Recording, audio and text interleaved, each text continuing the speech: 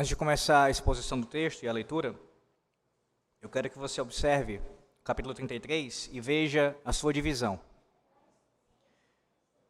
A divisão é a que aparece, talvez até apareça na sua tradução aí, do versículo 1 ao versículo 13 e do 14 até o final do capítulo 33, até o versículo 26. Digo a divisão maior, os dois blocos maiores. Meu objetivo nessa noite é pregar somente até o versículo 13, neste culto, do 1 ao 13. Eu farei a leitura de todo esse bloco, mas ao longo do sermão, para poupar um pouco da voz. Então agora eu vou ler só do 1 ao 3, e ao longo do sermão lerei novamente esses versículos, bem como também os demais. Então agora somente do 1 ao 3, mas a exposição se dará até o versículo de número 13. Jeremias 33. Assim diz o Senhor nosso Deus. Veio a palavra do Senhor a Jeremias, segunda vez, estando ele ainda encarcerado no pátio da guarda, dizendo: Assim diz o Senhor que faz estas coisas, o Senhor que as forma para as estabelecer. Senhor é o seu nome. Invoca-me e te responderei. Anunciar-te-ei coisas grandes e ocultas que não sabes. Amém. Queridos irmãos, a experiência do silêncio, tanto na palavra de Deus, bem como também na vida, ela quase nunca é neutra. Ela costuma ser o som da ausência, o eco deixado pela perda, pelo juízo ou pela retirada daquilo que dava sentido à existência. Não é o silêncio de descanso, mas o silêncio pesado da interrupção. Jerusalém conheceu esse tipo de silêncio. O texto diz, nós veremos isso na leitura dele ao longo da exposição, que não havia voz de homem nem de animal algum. E isso não é um dado apenas demográfico, é um retrato da condição daquele povo. Onde antes se ouviam passos nas ruas, agora havia vento entre as ruínas. Onde crianças brincavam, restavam somente pedras queimadas. Onde os sacerdotes cantavam salmos, agora só se ouviam ecos. Silêncio. A Bíblia conhece bem esse silêncio. Lembre-se, há o silêncio da terra após o juízo, como nos dias do dilúvio, quando tudo o que tinha fôlego de vida pereceu, e o mundo ficou suspenso sobre as águas, aguardando uma nova palavra da parte de nosso Deus. Há o silêncio também de Sião após a destruição, descrito em Lamentações pelo próprio profeta Jeremias. Como diz lá, as estradas de Sião estão de luto, porque ninguém vem às festas solenes. Festas canceladas produzem silêncio. Culto interrompido produz silêncio ainda maior. Há também o silêncio do exílio, quando o povo se senta às margens dos rios da Babilônia e pendura suas harpas nos salgueiros, porque não consegue cantar os cânticos do Senhor em terra estranha. Harpas penduradas são instrumentos calados. Esse silêncio não pertence apenas à história antiga. Ele aparece, por exemplo, quando uma casa que sempre foi cheia de conversa se cala após uma morte. Você sabe o que é isso, não sabe? Quando a mesa continua posta, mas falta uma cadeira. Quando o hospital, depois de uma longa vigília, fica quieto demais. Quando uma igreja que já foi vibrante, ela entra em declínio. E o que resta são apenas bancos vazios e memórias de um passado distante. Quando a consciência, depois de repetida resistência à palavra de Deus, já não sente mais culpa nem temor, apenas um silêncio assustador, e talvez seja a sua condição nessa noite. Deus fala pela palavra, fala a sua consciência, mas não há culpa nem temor, somente um silêncio assustador. Há também o silêncio espiritual. O silêncio da oração que parece não subir. O silêncio da escritura negligenciada. O silêncio de Deus, sentido por quem sabe que pecou, mas ainda não se arrependeu. O profeta Amós chamou isso de fome de ouvir as palavras do Senhor. É nesse tipo de silêncio que Jeremias fala. Não é o silêncio da contemplação, mas o silêncio do juízo. Não é pausa, é interrupção. Não é descanso, como ouvimos em Hebreus 4. É abandono. E é justamente aí que a promessa de Deus se torna tão grandiosa e insondável para nós que somos o seu povo. Sim, irmãos, porque o Senhor nosso Deus não promete apenas reconstruir muros, mas romper o silêncio.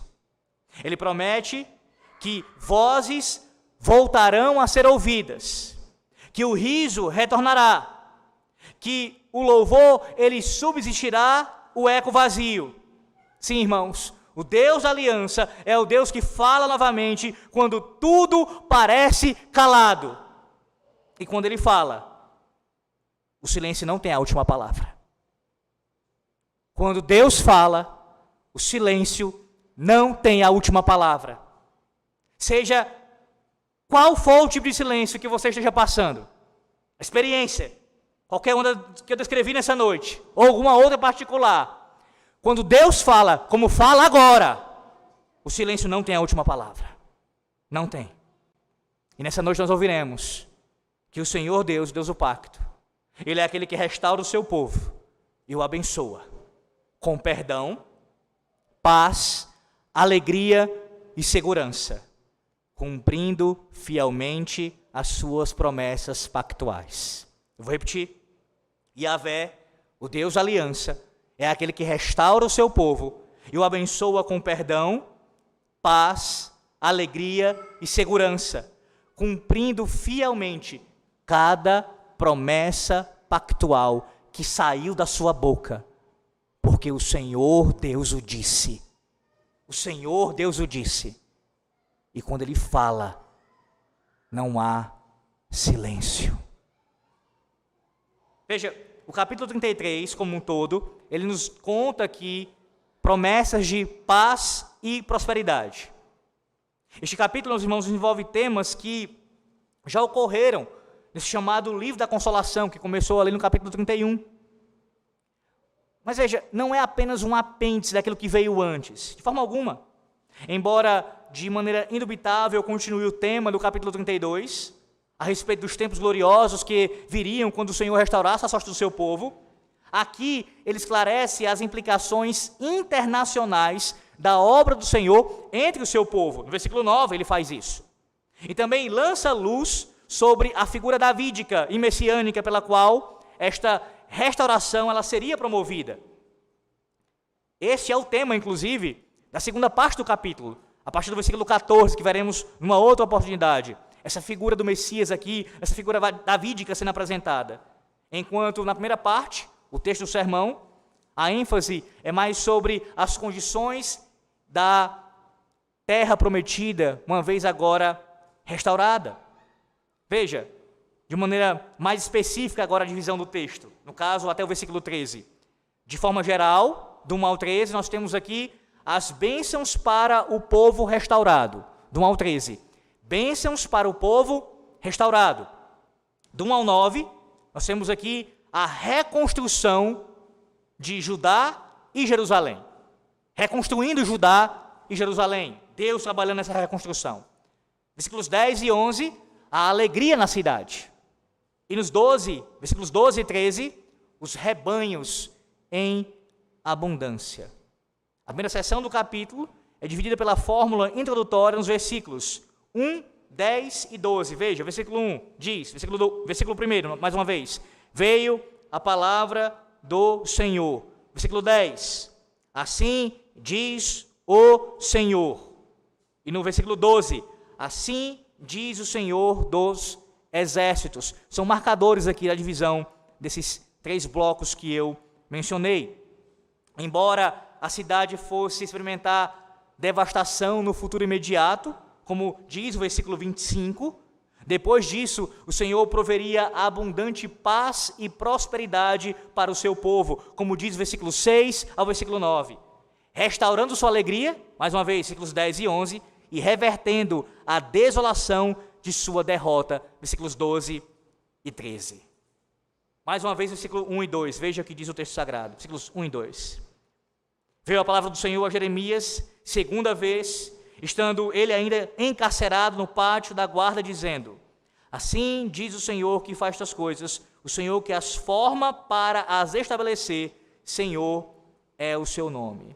Meus irmãos, o profeta ainda estava na prisão, você deve lembrar que nós vimos isso no último sermão. No entanto, nesse momento aqui, no início do capítulo 33, o Senhor passa a dar ao seu profeta um pouco de informação privilegiada, por assim dizer. A informação que ele obteve, no caso que o Senhor Deus passou para ele, ali, vinha de uma fonte extremamente confiável. Era o próprio Deus, o Criador, o Deus da aliança, repassando, dando a Jeremias tais informações. No caso aqui em questão, Deus relembrou o profeta da sua obra de criação. As palavras que ele usou para faz aqui, os verbos fazer e estabelecer, são as palavras utilizadas lá em Gênesis capítulo 1 e 2, acerca do relato da criação. Assim, Deus falou a Jeremias como Deus que fez, que formou e estabeleceu a terra. Em outras palavras, Deus está se apresentando ao profeta como Deus Criador e dizendo: eu sei o que eu estou falando, eu sei o que eu estou fazendo. Meus irmãos, como alguém que sussurra um segredo no ouvido de outra pessoa, é o que Deus faz aqui com Jeremias. Lhe dá uma revelação especial. É verdade que muitas pessoas amam um segredo, principalmente as crianças. Gostam de contar segredos e de ouvi-los. Uma das alegrias da vida, certamente vocês, especialmente têm filhos, é pegar uma criança pequena no colo e sussurrar no seu ouvido dizendo, para o seu filho, para o seu neto, para uma criança que você ama, e dizer a ela no seu ouvido: eu te amo, eu te amo. O que Deus, por assim dizer, sussurrou nos ouvidos do seu servo, é uma promessa, ou uma das maiores promessas da sua palavra. Versículo 3. Invoca-me e te responderei. Anunciar-te-ei coisas grandes e ocultas que não sabes. Eu, o Deus Criador, que fez e estabeleceu a terra, anuncio coisas grandes a ti, meu servo. A palavra ocultas aqui, meus irmãos, no versículo 3, implica que o conhecimento das coisas divinas é algo inacessível, incompreensível e impenetrável. Mais adiante, o profeta ele usará a mesma palavra para descrever uma cidade fortificada. Isso no capítulo 34, versículo 7 de Jeremias. Sim, irmãos, as coisas divinas elas estão fora de alcance. As coisas que Deus planejou fazer no futuro, especialmente, estão escondidas da nossa vista. Lembra o que o apóstolo Paulo disse? O que ele perguntou lá em Romanos 11, versículo 34, parte A? Quem, pois, conheceu a mente do Senhor? A resposta é clara. Ninguém jamais conheceu a mente do Altíssimo. No entanto, o que Deus faz nesse texto aqui é convidar Jeremias a examinar a mente divina. Ele prometeu dar a conhecer as coisas incognoscíveis. Ele se comprometeu a revelar os segredos da redenção. Tudo o que Jeremias deveria fazer era invocar o nome do Senhor. E aqui eu lembro, os irmãos, o que diz Mateus 7:8, quando o Senhor nos ensina: todo o que pede, recebe. Deus prometeu revelar-se por meio da oração. Pois sim, irmãos, agrada ao Senhor revelar o seu glorioso plano de redenção para o seu povo. Lá em Deuteronômio 29, um texto que ele é importantíssimo, que todos nós devemos ser de cor, quando nós vemos ali que as coisas encobertas pertencem ao Senhor nosso Deus, mas as reveladas a nós e aos nossos filhos para sempre. O maior segredo de todos foi a vitória de Deus sobre o pecado, por meio da morte e da ressurreição de Cristo Jesus. Romanos 16, 15 e 26, Paulo ele chamou a atenção acerca desse assunto, da salvação de Cristo como mistério. Ele diz assim, que esse mistério guardado em silêncio nos tempos eternos e que agora se tornou manifesto e foi dado a conhecer por meio das Escrituras proféticas. O plano da redenção, o mistério, a salvação em Cristo Jesus, que foi revelado a nós, nas Sagradas Escrituras proféticas. Isso é para você e é para mim. Isso é para você e para a sua casa. As coisas grandes que Deus anuncia, as suas grandes e maravilhosas promessas, são para nós e para os nossos filhos. Você tem isso em suas mãos, no Antigo e no Novo Testamento. Sim, nesse capítulo, nós temos a revelação de pelo menos 5 grandiosas e insondáveis promessas que são dadas ao conhecimento aqui de Jeremias. A primeira era algo grandioso e insondável que ele talvez não quisesse saber à primeira vista, que Deus destruiria todos os seus inimigos. Observe o que diz os versículos 4 e 5. Versículos 4 e 5. A profecia, meus irmãos, ela é aterradora aqui. Porque assim diz o Senhor, Deus de Israel, a respeito das casas desta cidade, das casas dos reis de Judá, que foram derribadas para a defesa contra as trincheiras e a espada, quando se der a peleja contra os caldeus, para que eu as encha de cadáveres de homens, feridos por minha ira e meu furor, porquanto desta cidade escondi o meu rosto, por causa de toda a sua maldade. Esses versículos eles são notoriamente difíceis de traduzir, mas eles transmitem aqui essa ideia de caos e de confusão que levaram à queda de Jerusalém. Nem mesmo a mais forte cidade ela é capaz de resistir ao juízo divino. E nesse caso, como sempre assim o é, o castigo ele é proporcional ao crime. Lembra? Jeremias já havia condenado Jerusalém por queimar incenso a Baal nos seus telhados. Então, é muito apropriado que essas mesmas casas sejam o quê? Derrubadas. Deus agindo proporcionalmente ao crime cometido, ao pecado cometido. Irmãos, a ira do nosso Deus contra o pecado é algo grandioso e insondável. A criatura não consegue entender a maneira como o Criador ele desenvolve a sua justiça. Muitos perguntam, por que os perversos são exaltados e os justos são abatidos? Por que Deus permite que um homem experimente os prazeres do pecado, enquanto outro encontra um final amargo? Por que um ditador permanece no poder, enquanto outro é levado à justiça? Essas perguntas, elas não podem ser respondidas, porque a justiça de Deus está além da nossa compreensão. Mais uma vez, citando Romanos 11:33, o apóstolo Paulo, ele falou muito bem em sua doxologia, quão insondáveis são os seus juízos, e quão inescrutáveis os seus caminhos.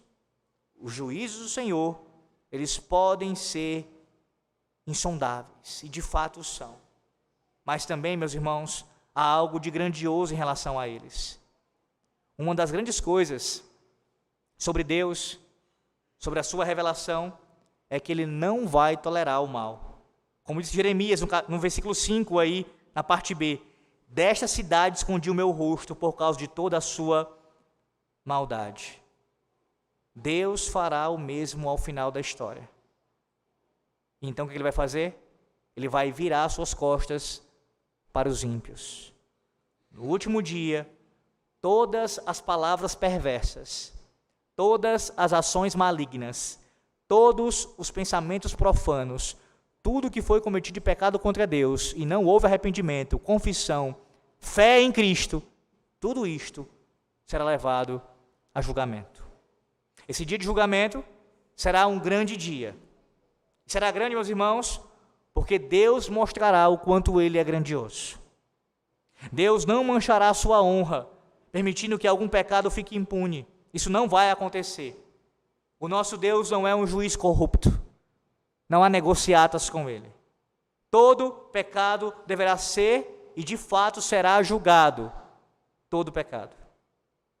E há duas coisas, ou pelo menos uma delas, que você pode fazer com seus pecados, ou uma ou outra, a ideia é essa. Se você se apegar a eles, até o dia do juízo, o que vai acontecer é que você vai sofrer a punição por causa deles. Foi isso que os vizinhos de Jeremias, os seus compatriotas, fizeram em seus dias. E quando chegou o dia do juízo, eles ficaram todos ali juntos, como que grudados, como tantos cadáveres sobre os escombros de Jerusalém. Se você vive no pecado e se agarra ao pecado até o final da sua vida, não há outra saída, não há outro destino para você, final, a não ser a condenação eterna. Mas observe, há uma escapatória. Graças ao nosso bom Deus, há algo que nós podemos fazer com nossos pecados. Você pode levá-los à cruz de Cristo. Quando o Senhor morreu na cruz, Ele aceitou o castigo que o seu e o meu pecado merecia. Então, se você crê nele, você não precisa morrer pelos seus pecados. Se você de fato crer nele, Ele morreu pelos seus pecados. Saiba disto. Deus há de preservar a sua grandiosa justiça de um jeito ou de outro. Ou na salvação, a justiça dele sendo executada na obra de Cristo, para a nossa salvação, ou então executando o seu juízo, expondo a sua justiça publicamente, através da condenação dos pecadores. Então a palavra de Deus lhe lembra nessa noite. Há algo grandioso e insondável que Deus revela em sua palavra e fala, anuncia nesta noite. A sua justiça é perfeita e no tempo certo será executada. Não tarde em se arrepender dos seus pecados. Segunda promessa, a segunda grandiosa e insondável promessa que Deus revelou a Jeremias foi o perdão para o pecado. Veja o versículo 8. Purificá-los-ei de toda a sua iniquidade com que pecaram contra mim, e perdoarei todas as suas iniquidades com que pecaram e transgrediram contra mim. Observe que nesse caso aqui, a palavra de Deus ela faz uma distinção entre iniquidade e iniquidades. Veja como o texto faz essa distinção aqui. Na primeira parte do texto você tem a palavra sendo mencionada no singular, e na segunda parte do texto ela aparece no plural. E a diferença, irmãos, ela é importante aqui. Citando a nossa confissão de fé, a confissão de fé de Westminster, ela refere-se a tal diferença como pecado original e pecados atuais. Pecado original e pecados atuais. Há um ministro escocês do século XX, chamado William Steele, que ele definia essa diferença como a raiz e o fruto do pecado. A raiz, se referindo aqui ao pecado original, e o fruto do pecado aos pecados atuais, aos pecados decorrentes do pecado original. Deixe-me elucidar isso um pouco melhor para quem não é tão familiarizado com essa distinção, com essa diferença. O pecado original, ele é a natureza pecadora de todo homem, mulher e criança, que herda de Adão. O único pecado de Adão, ele é a raiz de todo o pecado. O único pecado que ele cometeu no Jardim do Éden trouxe o pecado e a morte sobre toda a humanidade. Essa é a doutrina do pecado original que Paulo desenvolveu muito bem lá no capítulo 5 de Romanos. Vou dar um exemplo disso, tem vários versículos lá, mas só o versículo 12, Romanos 5, versículo 12. Por um só homem entrou o pecado no mundo. A rebeldia de Adão, a sua desobediência, o pecado cometido por ele, assim fez com que todos nós nos tornássemos pecadores. A culpa do pecado de Adão, ela é, portanto, imputada a todo ser humano que já viveu, exceto o Senhor Jesus Cristo.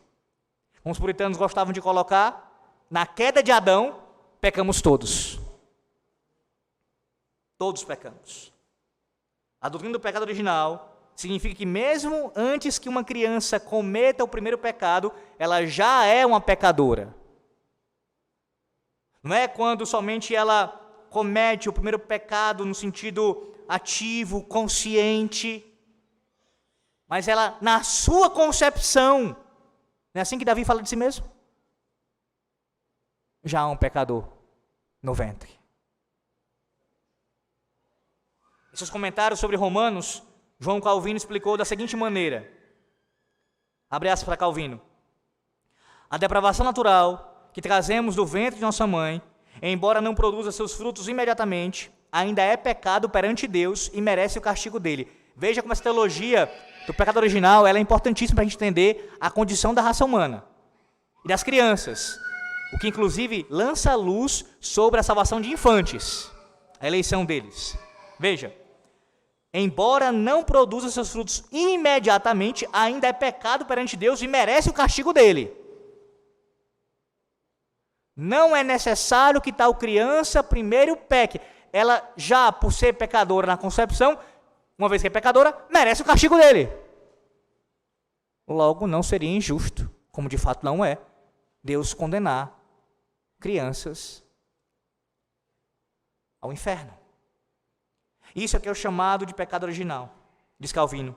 Adão, logo que foi criado, recebeu para a sua posteridade, bem como para si, os dons da divina graça. E ao cair perante o Senhor, em si, ele corrompeu, contaminou, depravou e arruinou a nossa natureza, tendo perdido a imagem de Deus. A única semente, perdido no caso, entenda, não perdido completamente. Na verdade, a ideia é que a imagem de Deus no homem ela foi assim corrompida, não perdida completamente. A única semente que poderia produzir era aquela que carregava a semelhança de si mesmo. Portanto, todos nós pecamos, porque estamos todos saturados de corrupção natural e por essa razão somos ímpios e perversos. Nós pecamos porque somos pecadores.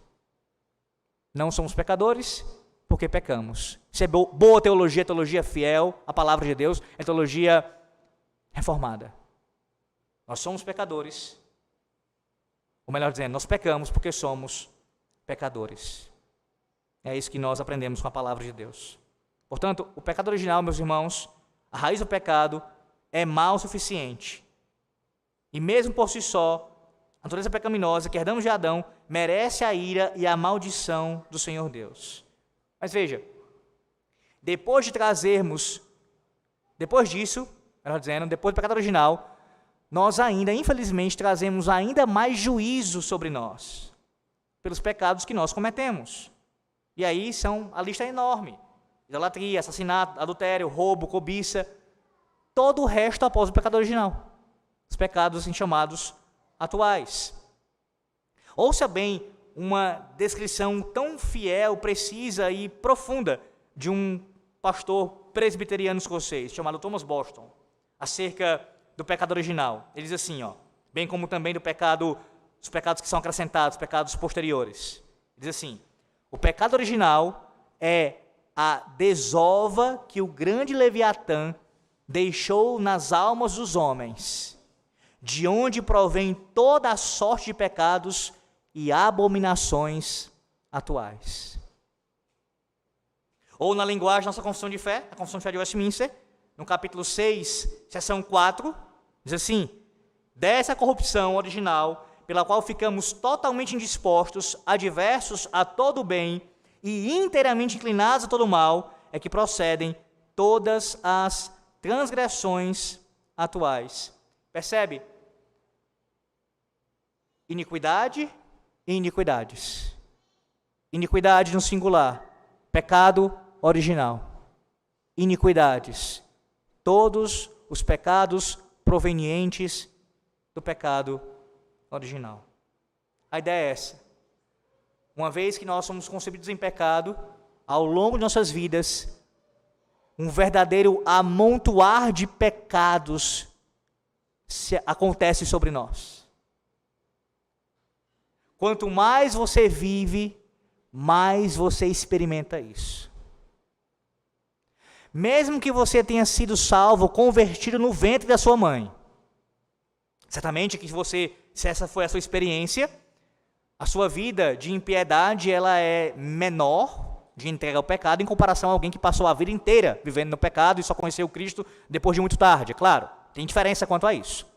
Mas mesmo se a tua experiência é de ter sido salvo no ventre da sua mãe, você sabe, se tem 30 anos, 40 anos, já tem mais de 60 anos de idade, você sabe que quanto mais você vive, mais você peca. Certamente isso não é anular a graça de Deus em nossas vidas, pelo contrário. Nós temos crescido em santidade, em piedade, Deus tem trabalhado em nós, mas infelizmente, irmãos, quanto mais vivemos nessa condição ainda aqui caída, pecamos contra o nosso Deus. Quantos pensamentos não já passaram em suas mentes contra a lei de Deus, contra a santidade de Deus?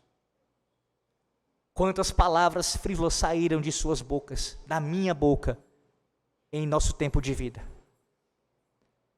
Quantas ações pecaminosas nós tivemos, e as omissões, deixamos de fazer aquilo que Deus ordena como nosso dever. Quanto mais vivemos, mais pecamos contra o nosso Deus. A raiz do pecado produz o nocivo fruto do pecado. Mas veja, aqui há algo grandioso e insondável para saber.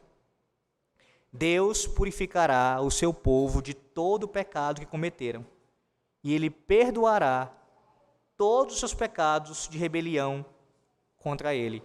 Um perdão que é completo e gratuito. Irmãos, Deus promete nesse texto expiação pelo pecado e pelos pecados, pela iniquidade e pelas iniquidades. Todo o pecado original será purificado, e todos os pecados atuais serão perdoados. A raiz do pecado será desenterrada e o fruto do pecado será destruído. Percebe? É assim que Deus trabalha. Ele não apenas perdoa uma parte, não, completamente o seu perdão assim é oferecido e todo o nosso ser é purificado. Agora, entenda, para nós conseguirmos compreender o quão grande e quão insondável é tal promessa, precisamos lembrar o quão grande e quão ofensivo o pecado é. Jeremias usou aqui 3 palavras hebraicas diferentes para definir o pecado. Lá no versículo 8, veja o versículo 8 mais uma vez. São as mesmas palavras que Deus usou no Monte Sinai, quando prometeu perdoar a iniquidade, a transgressão e o pecado, lá em Êxodo 34, 7. Essas palavras descrevem o pecado em toda a sua diversidade. Veja o versículo 8, ele vai mostrar isso.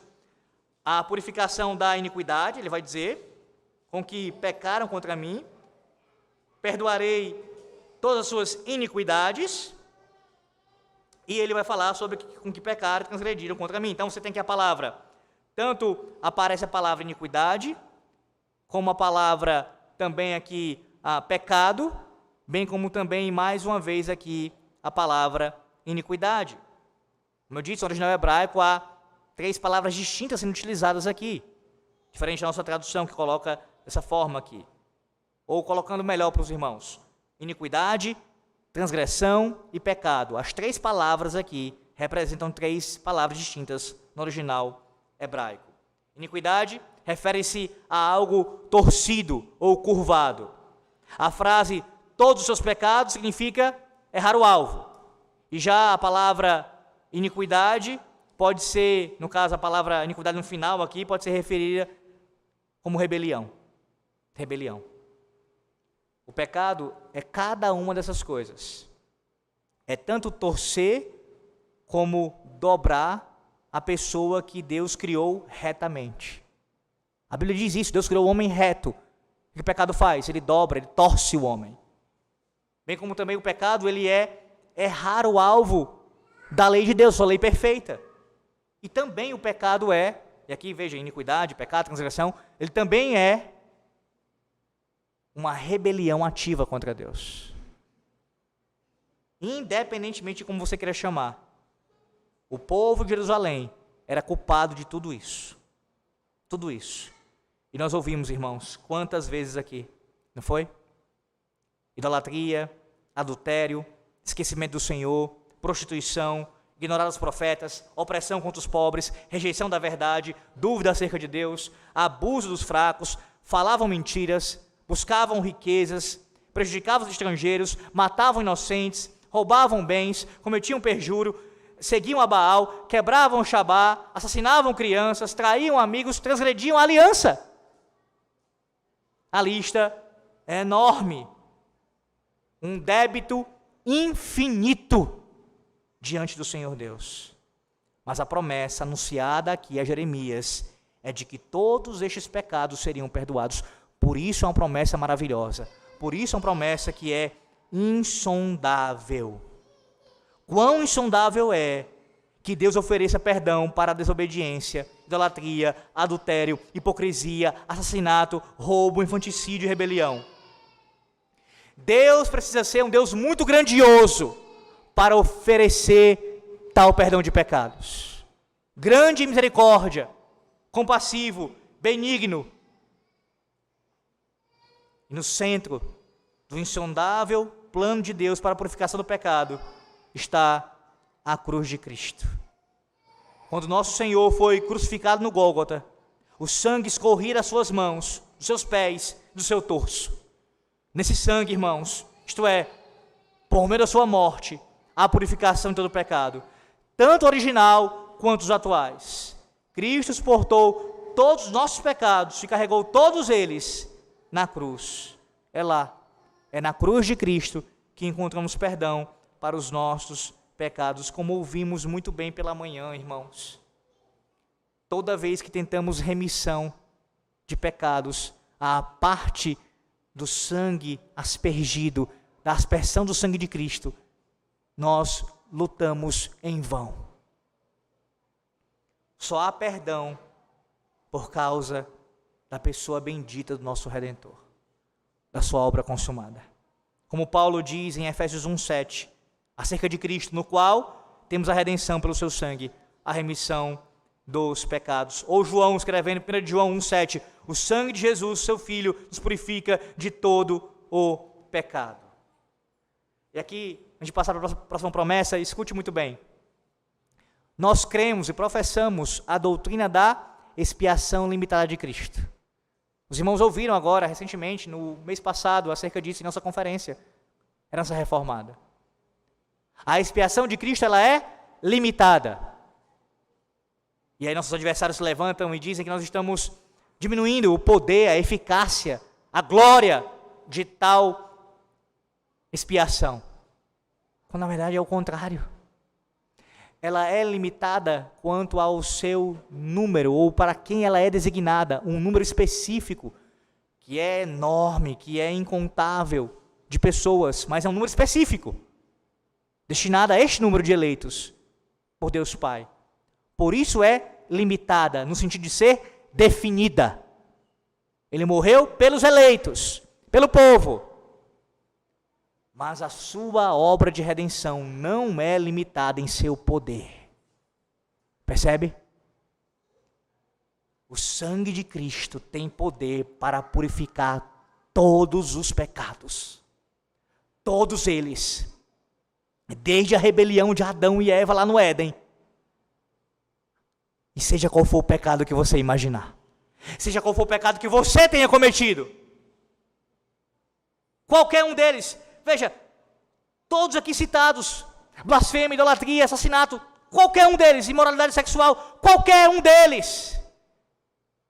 Não há nada que possa impedir o poder do sangue de Cristo para purificar pecados. Não há, irmãos. outras palavras, não há pecado tão sujo, não há pecador tão imundo, tão corrompido, que a expiação de Cristo não possa purificar. Não há. Não há ninguém tão degenerado que o Espírito Santo, aplicando a obra da redenção, não possa alcançar. Não há ninguém tão rebelde à lei de Deus, à palavra de Deus, ao Evangelho, que Deus não possa redimir. Não há. Não foi assim com você?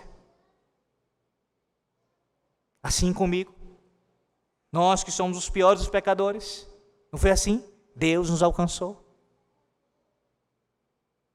Se a gente olhar para a nossa condição, não apenas quanto ao pecado original, mas os pecados cometidos, e ficarmos presos a isso em nossos pensamentos, o que a gente vai chegar à conclusão? Não tem perdão para mim, não tem? Não tem. Mas não pode parar aqui. Primeiro sim, entender a vileza do pecado, a sua gravidade, a sua imundícia, causar uma ojeriza contra ele de fato. Mas ao mesmo tempo contemplar a graça de Deus em Cristo. E ver que o sangue de Cristo pode nos purificar. Há poder no sangue do Salvador para nos redimir de todos os nossos pecados. E o que poderia ser maior ou mais insondável do que a expiação do Senhor Jesus Cristo? Terceiro, há uma paz duradoura. Uma paz duradoura é a terceira promessa grandiosa e insondável sobre Deus, no caso que Deus dá ao seu profeta. Irmãos, o que aparece agora nos versículos 6 e 7 nos lembra aquilo que está expresso num verso de um hino antigo, que os irmãos aqui, se não todos, a maioria deve conhecer, deve ter ouvido. Pleno perdão tu dás, paz, segurança. Veja o versículos 6 e 7. Eis que lhe trarei a ela, Jerusalém, saúde e cura, e o sararei. Lhes revelarei abundância de paz e segurança. Restaurarei a sorte de Judá e de Israel, e os edificarei como no princípio. Deus prometeu restaurar, renovar e reconstruir Jerusalém. Ele prometeu dar paz ao seu povo, bem como perdão. Irmãos, como eu citei durante a leitura bíblica sequenciada do Antigo Testamento, em Jeremias 14, algo curioso aqui, porque várias vezes o profeta foi usado por Deus para falar contra os falsos profetas que prometiam falsa paz. Diziam paz, paz, quando não havia paz. Nós vimos isso no capítulo 6 de Jeremias, no capítulo 8. Eles falavam repetidamente algo que Deus não havia prometido. Além disso, Jeremias afirmou repetidas vezes que a ferida espiritual do seu povo era algo grave e incurável. Não há quem defenda a tua causa, ele disse. Bem como também no capítulo 30, versículo 13, para a tua ferida não tens remédio nem emplasto. Em desespero ele clamou lá no capítulo 8, versículo 22, acaso não há bálsamo em Gileade, ou não há lá médico? Por que, pois, não se realizou a cura da ferida do meu povo? A resposta a essas perguntas é que enquanto o povo de Deus está morto em suas ofensas e pecados, não há saúde nele. Mas uma vez que o pecado deles é purificado, e seus pecados sejam perdoados, então todas as promessas de Deus se tornam realidade. Ora, a paz ela é prometida nesse contexto. Deus nos purifica dos nossos pecados. Uma vez perdoados, então há paz. Uma ocasião para ver como Deus ele trouxe a paz ao seu povo, está lá no livro de Neemias. Fala para Neemias, capítulo 2. Neemias 2, sem desmarcar Jeremias 33. Neemias 2.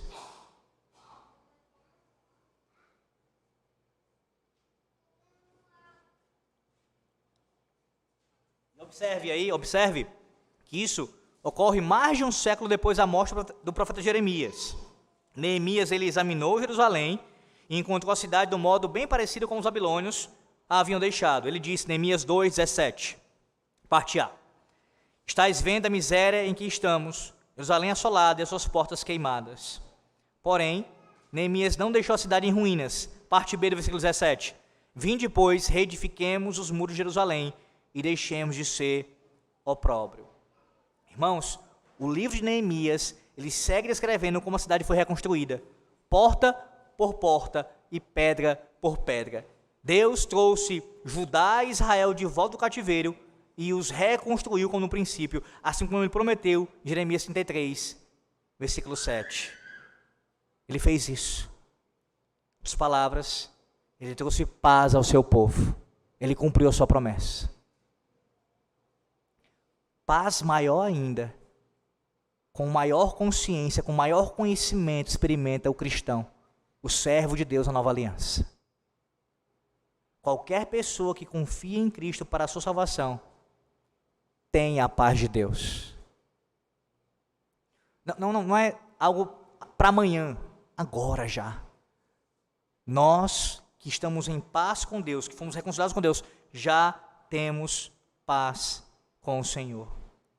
Paulo falou em Filipenses 4:7, a paz de Deus que excede todo o entendimento. Uma paz que é grandiosa e insondável.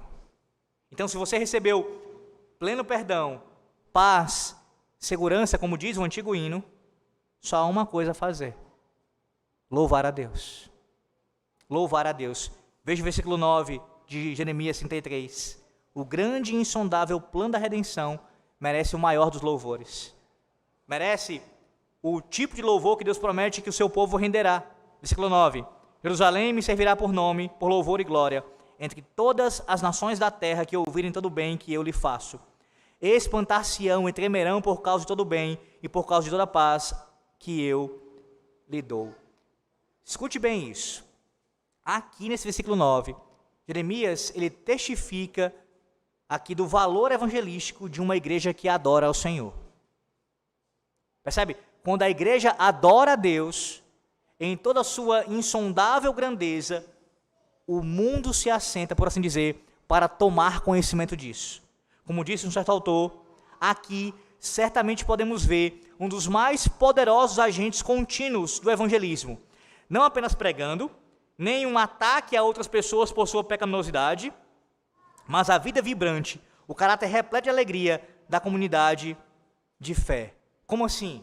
A ideia é essa: o povo de Deus reunido para adorar ao Senhor e cantar com plenos pulmões, alto, audivelmente, rendendo graças ao Senhor por sua grande salvação, por experimentar essa paz que Deus nos dá, pelo perdão de pecados, é um testemunho evangelístico aos outros lá fora.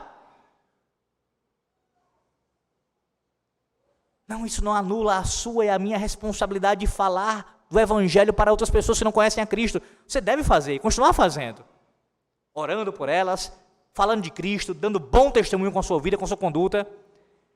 Mas o simples fato de você sair da sua casa, cumprimentar os seus vizinhos, as pessoas verem você dirigindo a igreja e aqui nos reunimos para adorar o Senhor Deus, isso já é em si um testemunho.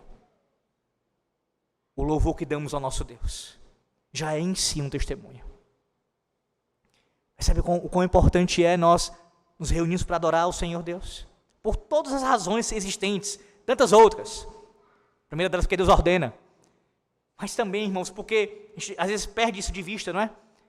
O culto como um meio pelo qual Deus evangeliza, dá testemunho do evangelho às nações, aos demais povos.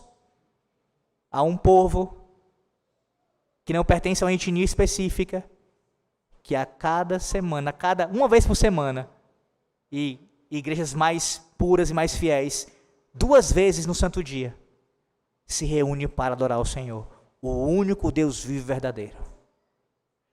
Enquanto outros lá fora rendem suas vidas a falsos deuses, o povo de Deus está reunido aqui para adorar o Senhor. Isto por si só é um testemunho do evangelho. Mas há uma quarta promessa, grandiosa e insondável, que tem a ver com o que eu acabei de falar também. Na verdade, todos têm, obviamente, mas ainda mais agora, que Deus revela a Jeremias: a restauração da alegria santa e do culto público. Depois de anunciar juízo, perdão e paz, Deus escreve algo surpreendentemente concreto. Veja os versículos 10 e 11. Ainda se ouvirá neste lugar, do qual dizeis, está deserto, sem homens e sem animais, na cidade de Judá e nas ruas de Jerusalém, a voz de folguedo e a voz de alegria, a voz do noivo, a voz da noiva, a voz dos que dizem, dai graças ao Senhor dos exércitos, porque o Senhor é bom, porque a sua misericórdia dura para sempre, dos que trazem oferta de ações de graças à casa do Senhor. Irmãos, a promessa não é apenas de uma sobrevivência, mas de uma vida restaurada em sua plenitude, é o que Deus está falando aqui. Onde antes havia silêncio sepulcral, Deus promete vozes. Onde havia ruínas, Deus promete cânticos. Onde não havia culto, Deus promete gratidão organizada e pública. Observe que a alegria prometida não é meramente emocional ou privada, ela é litúrgica, nesses termos que ele descreve aqui. E veja por que é litúrgica, uma das razões, além da questão pública aqui sendo mencionada, quando ele diz, dai graça ao Senhor dos exércitos, porque o Senhor é bom, porque a sua misericórdia dura para sempre. O que te lembra isso? Que citação é essa? Que cântico é esse? Talvez algum inólogo daqueles dias, não é? Inventando a sua cabeça e compondo um hino. Não, veja, tem o seu lugar, até citei um aqui nessa noite. Mas para o culto público, o que eles vão cantar quando se reunirem alegremente para adorar o Senhor? Eles vão salmodiar. Eles vão salmodiar ao Senhor. Adorar o Senhor com seus cânticos. As vozes que retornam não são apenas de noivos e noivas, mas de adoradores que proclamam o Hesed do Senhor, a sua bondade, a sua fidelidade pactual. O centro da restauração não é o entretenimento humano, mas o centro da adoração é a casa do Senhor. Eles vão adorar conforme Deus ordena, reunidos com grande alegria. Irmãos, isso é profundamente teológico. Deus não apenas perdoa o pecado para livrar da culpa, nem concede paz apenas para aliviar a consciência. Ele faz tudo isso, é verdade, mas ele restaura o seu povo para que volte a adorá-lo. Esse é o fim. Percebe? A finalidade última da redenção é o quê? Culto. O objetivo último, culto. Porque Deus elegeu um povo para si, redimiu dos seus pecados, está alcançando esse povo pela obra do Santo Espírito. Por quê? A pregação da palavra é assim realizada. Por quê? Porque o povo está sendo reunido. Por quê? Para adorar ao Senhor Deus. Esse é o fim último. Aqui se revela algo que de fato é insondável. Deus, veja a beleza disso aqui, a beleza da graça.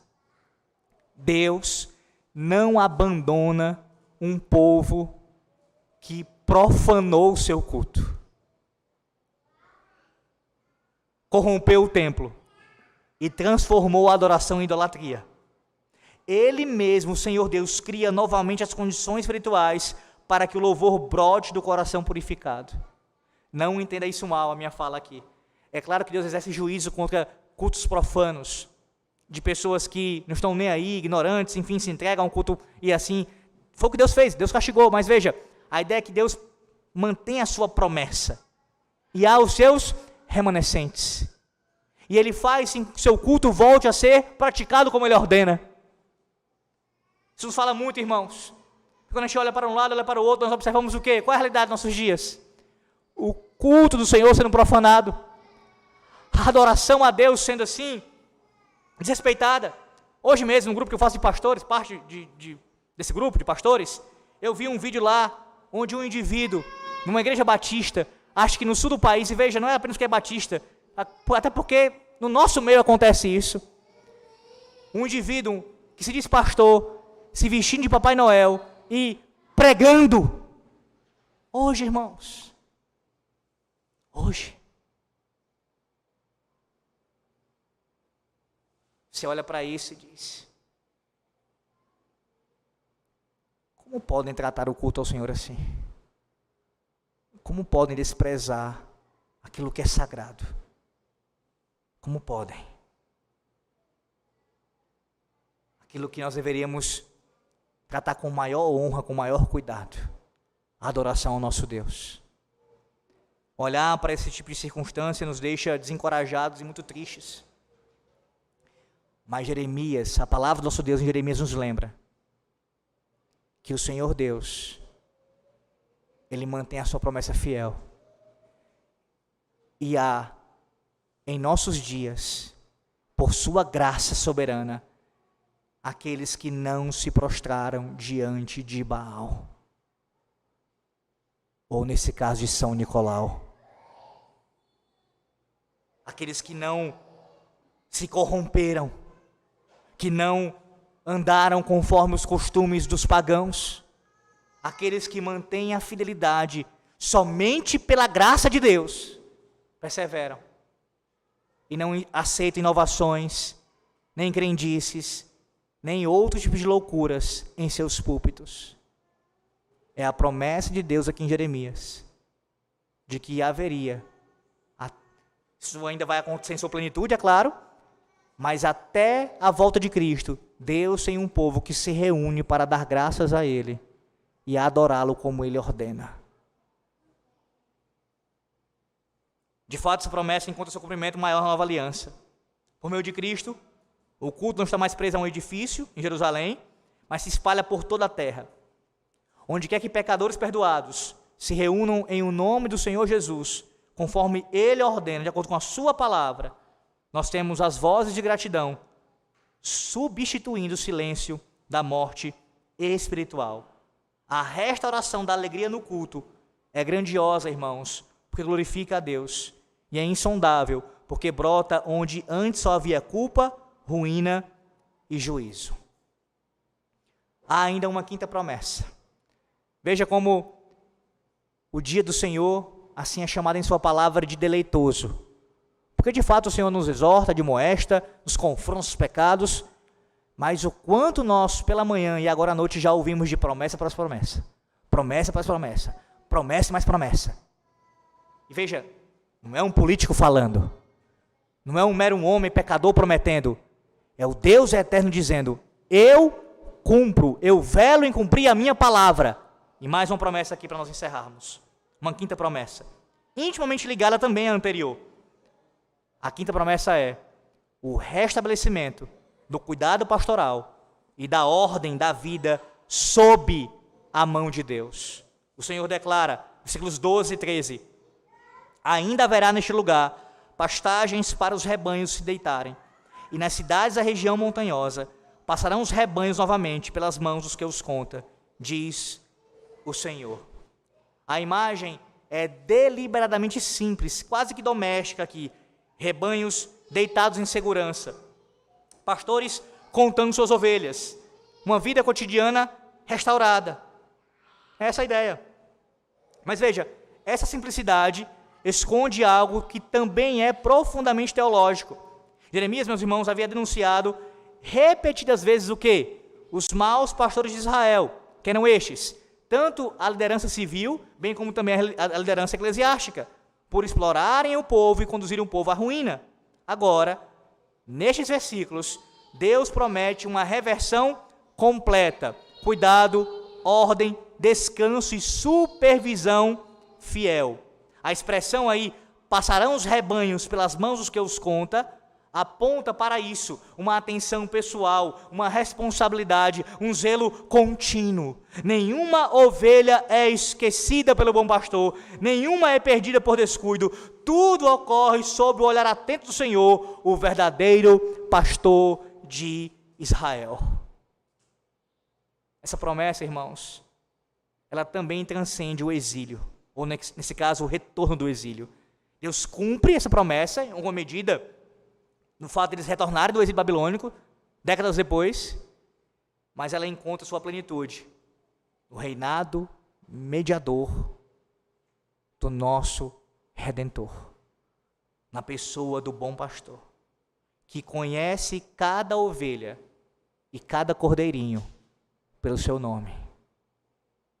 Ele deu a vida por elas, por nós, e não perde nenhuma daquelas que o Pai lhe confiou. O cuidado pastoral restaurado, ele é grandioso, irmãos, porque garante segurança real ao povo de Deus. O Senhor Deus, ele provê para o seu povo pastores. É bem verdade que vivemos dias, já há muito tempo, e nesse país, na verdade, talvez desde sempre, que nós praticamente não conseguimos experimentar em nenhum nível, ou quase nenhum nível, isso no ambiente, no âmbito civil. Mas louvado seja Deus que no âmbito eclesiástico Deus tem nos fornecido isso. Mas ainda assim, a restauração desse cuidado pastoral, em última instância, o cuidado do Senhor, não está preso a isso. Digo, não depende disso. Este é um meio que Deus utiliza, certamente. Mas o cuidado do bom pastor para com a sua vida, para com a sua casa, ele é independente disso. Então, mesmo que homens caiam, pastores se desviem, por mais que você se sinta até mesmo abandonado, o bom pastor conhece você pelo seu nome. O bom pastor, se você está em Cristo, o bom pastor guia você, cuida de você. O bom pastor. Também é insondável, porque, como eu disse, tem a ver com isso, não depende da fidelidade humana, mas da fidelidade do próprio Senhor. Graças a Deus por isso. Já parou para pensar? Você que já tem alguns anos de fé, já parou para pensar se a tua fé dependesse de todos os teus guias que passaram pela tua vida? Os teus pastores? Os teus líderes eclesiásticos? Se dependesse deles, todos eles, onde você estaria? Onde eu estaria? E não, aqui não é simplesmente criticando os seus antigos antecessores, até do atual. Não pode, jamais pode depender de fidelidade de homem algum, a não ser do Deus homem, do bom pastor.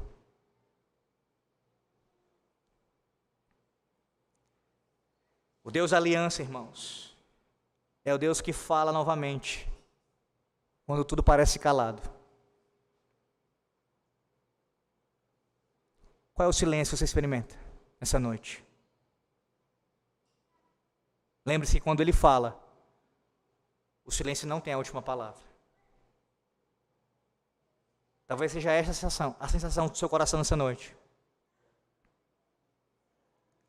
Mas Deus fala na sua palavra. A porta está aberta ainda. Se você se arrepender, se você voltar para mim, eu o acolherei como um filho. O Senhor restaura o seu povo. Restaura o seu povo. E o abençoa com perdão, paz, alegria e segurança. Quer mais promessas do que essas? Cumprindo fielmente suas promessas pactuais.